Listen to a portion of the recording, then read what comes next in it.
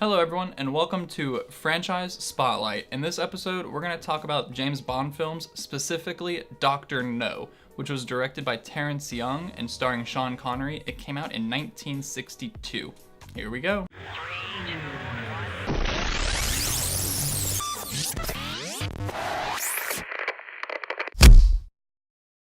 This Dr. No Bond film is really what started the espionage film and what made it mainstream.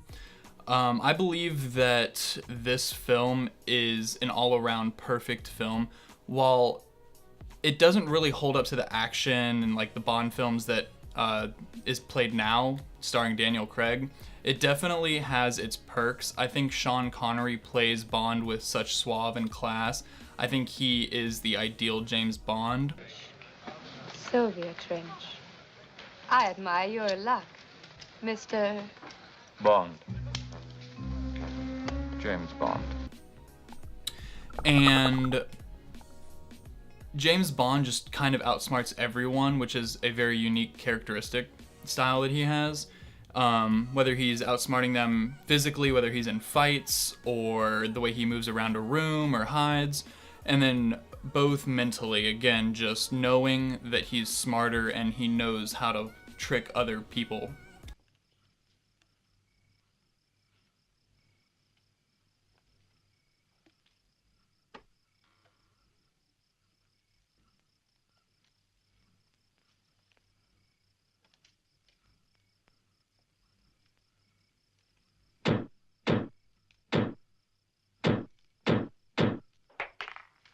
Drop it, Professor, and behind you.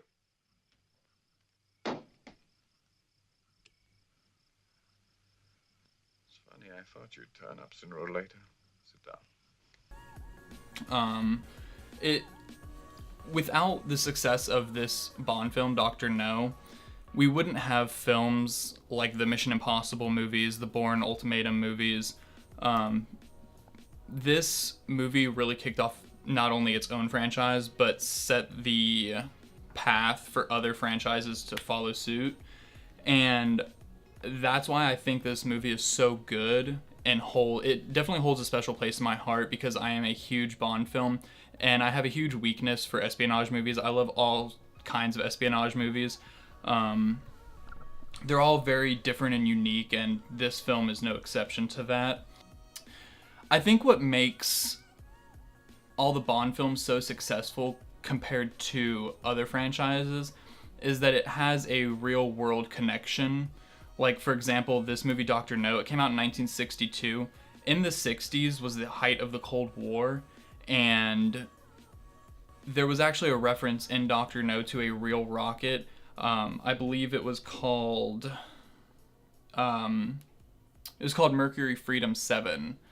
And they actually do reference that. They reference Cape Canaveral, NASA, and that's what I feel like really made it more relatable, because not only were people seeing this kind of stuff in the news, but they saw it in films as well.